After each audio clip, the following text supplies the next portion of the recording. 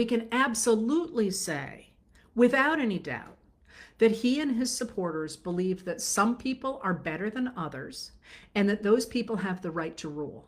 And they think so for different reasons. For some of his supporters, they think that their religion makes them better than other people. For some of his supporters, they think their money makes them better than other people. For some people, they think simply believing in Trump makes them better people. But they do not believe in human equality. They don't believe in the principles of the United States of America. So how do we know that? So the thing that a lot of people keep asking about, and it exists, you are able to look it up yourself, but it's really badly written and it's almost 1,000 pages, so you may not want to do that.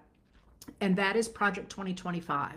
So Project 2025 is a project, like I say, about 1,000 pages. It's a blueprint for a second Trump administration or an administration of someone like Trump. And it calls for it's a blueprint, so it calls for the installation of a president who cannot be checked either by the courts or by Congress. There's a long history of an argument, a right-wing argument for that in the United States. It's complete BS, but there is an argument for it.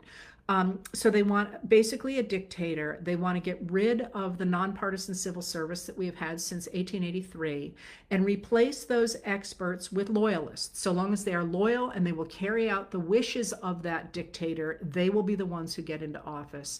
They want to impose on the United States religious values, that is their religious values.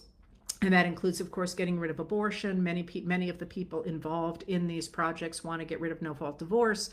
Certainly LGBTQ plus people are going to be, at best, written off the map. They are also concerned about immigration, the idea that they want to get rid of immigrants to the United States. And in Trump's case, his people have said that they are going to round up and deport 10 million people now living in the United States, and that includes not only undocumented immigrants and people who've applied for asylum, it also means that they are going to attack birthright citizenship, which has been established since 1898 and was written into the 14th Amendment of the Constitution.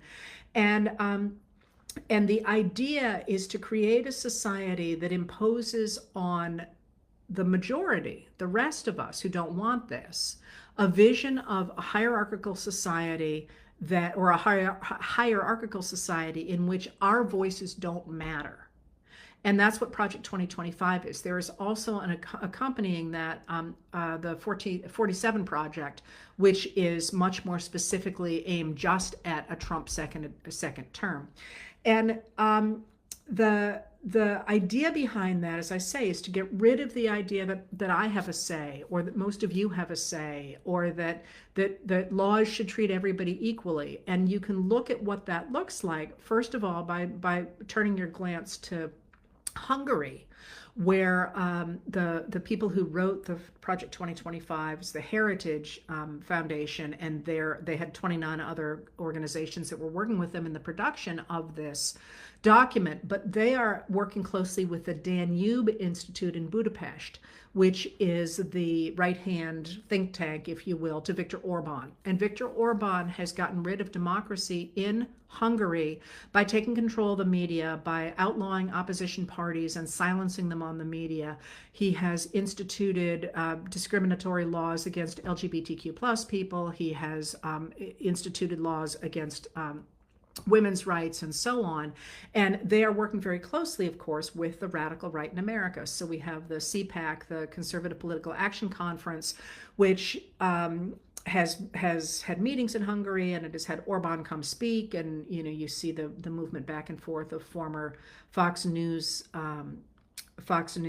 channel host Tucker Carlson moving back and forth between Hungary and the United States, with the idea that they literally believe that the idea of treating everybody equally means things like women working outside the home, and it means abortion rights, and it means LGBTQ plus rights, and it means minority rights, and it means the idea that everybody should be treated equally before the law and have a right to a say in their government. And they do not believe in that. They believe that that is destroying society. So they're actively working against that.